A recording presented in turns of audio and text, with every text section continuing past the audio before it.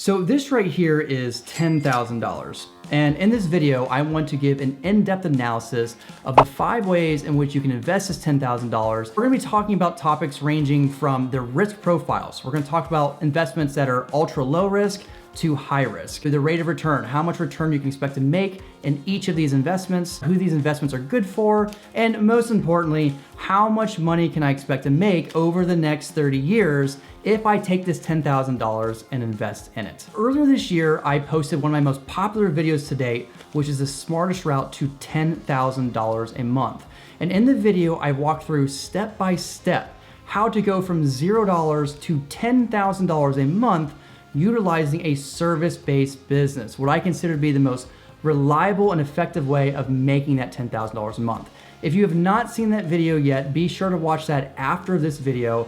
I will leave a link below in the description box. It's going to be that very first video that you see. So this brings us to the very first investment, which is bonds. Now, for those of you who have no idea what bonds are essentially a loan that you are giving to either a corporation or the government. In most cases, it's going to be the government. And in exchange for loaning your money, they're going to pay you interest on that money. So in terms of risk profile, this is by far the absolute lowest risk you're going to get. And that is because your money is being loaned to the US government and they are in charge of paying you back. Because it's low risk, you're also going to have some of the lowest returns. In terms of how much return you can make, you can expect to earn between 4 to 6% per year. That has been the historic average of bond return. If you invest this $10,000 into a bond, and let's say that you earn 6% return, you're going to have around $60,000 in the next 30 years. In terms of who would be the best people to invest in bonds, it really depends.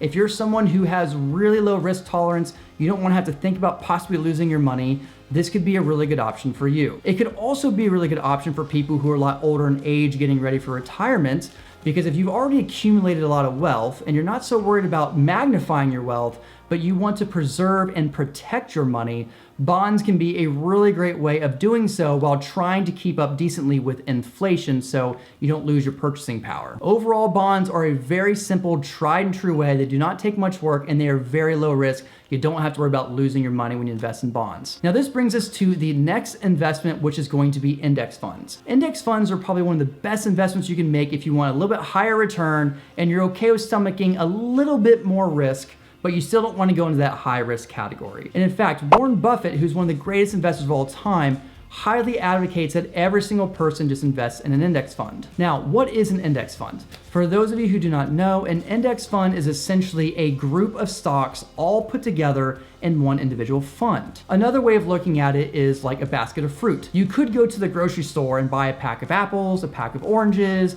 also a pack of bananas, but if you didn't want all that fruit and you just want a little taste test of everything, you could buy a fruit basket, which is going to give you little individual pieces of all the fruit available. The most popular index fund out there is the S&P 500, is the 500 largest companies traded on the New York Stock Exchange. You're going to see companies like Google, Apple, Tesla, NVIDIA, Best Buy, Verizon, and so on and so forth. So when you take your $10,000 and you invest in an index fund, that money is being split into little pieces of all those different companies. And what's great about it is diversification. Because you're investing in so many companies, if some companies don't perform as well, there may be some that do, and it helps average out, giving you higher returns and mitigating risk. When you invest in index funds, you're investing in the overall US economy. In terms of how much you can expect to earn or the rate of return, since the inception of index funds, they have averaged around 11.82%. If you were to take your $10,000 and if you were to earn 11.82% over the next 30 years,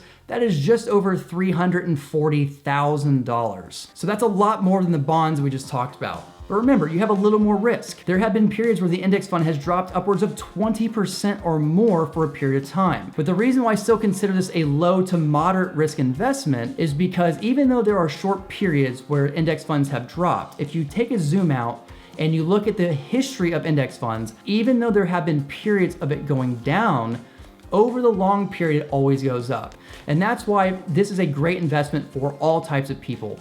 young, old, or any type of goal that you have. The only time I would suggest maybe staying away from index funds is if you're needing access to the cash in a short period of time. So if you're getting close to retirement and you don't want to have all your money potentially drop 20% temporarily over maybe a few years because you need that money, then I would suggest maybe staying away from index funds or don't go as heavy into things like index funds. Now this brings us to the third investment, which is stocks. If you're wanting that chance of making some really big returns and some really big money, and you're okay with stomaching some really high risk, stocks are the way to go.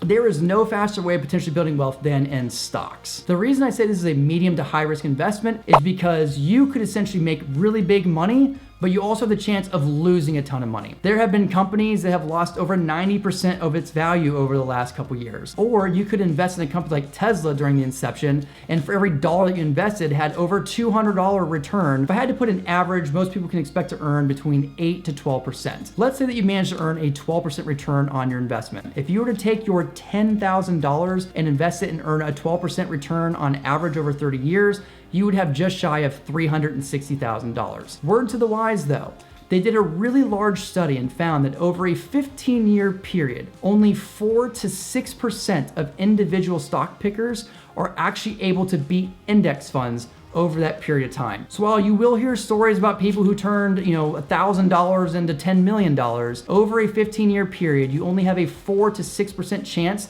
of doing better than an index fund. And investing in stocks usually requires a lot more time, knowledge, and skill. Now, this brings us to the next category of investment, which is real estate. Now, I personally believe that real estate is by far one of the greatest things that you can invest in, especially if you're just starting out. In terms of risk profile, I'd put real estate at a low to medium risk investment, and that is because when you look at the history of real estate, it always goes up in value. Yes, there are going to be short periods of time when real estate has crashed and gone down, but when you look at the long period, it's always recovered and it's always been worth more than it was 10, 20 years ago. What I love most about real estate is the idea of leverage. So when it comes to bonds, stocks, and index funds, if I take my $10,000, I can only buy $10,000 worth of that index fund or stock. However, with real estate, I can use leverage. And with $10,000, if I were to move into a primary home and put 5% down, I could have access to a $200,000 property. Real estate has averaged a 3 to 4% appreciation over time. So let's say that you're earning a 4% return on that $200,000 property. Well, that $200,000 property over 30 years is gonna be worth $660,000. If you remember, we said if you earned 11% return on the index fund, you'd have like $340,000. So while the appreciation of real estate is only 3 to 4% on average, and it seems lower than index funds because of leverage,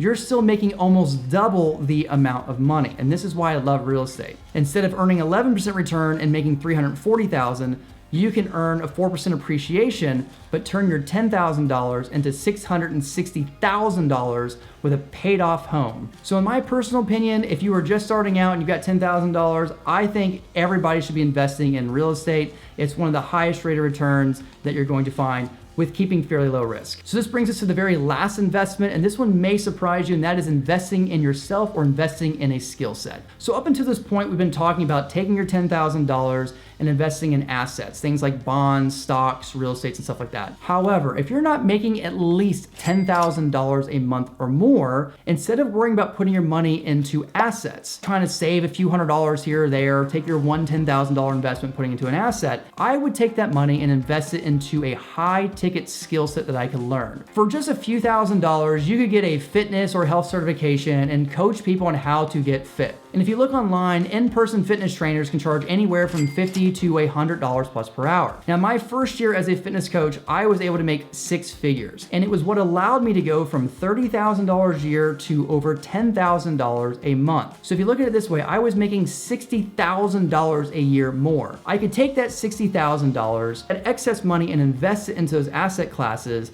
and build far more wealth and have higher earning potential and also a better lifestyle during the process. If you're not making at least $10,000 a month or more, before you even think about investing in assets, focus on the greatest wealth builder of all, which is income. Having high ticket skill sets that pay you really good money. There are all kinds of ways of making really high ticket skill sets. I talk about them all the time on my YouTube channel.